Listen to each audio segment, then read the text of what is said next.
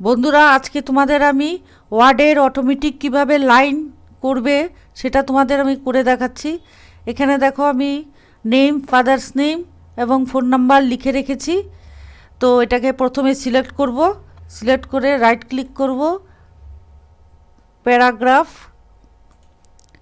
Tabs, এখানে 15 centimetre আছে সেটা থাকবে, 3তে ক্লিক করব, করে ওকে করব।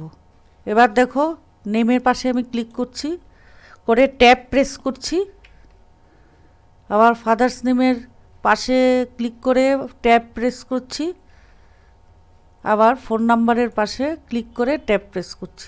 দেখো অটোমেটিক কিন্তু 3টে লাইন আমার হয়ে গেল। আশা করি তোমরা বুঝতে পেরেছো। তোমাদের যদি ভিডিওটা ভালো লাগে লাইক এবং শেয়ার অবশ্যই করবে।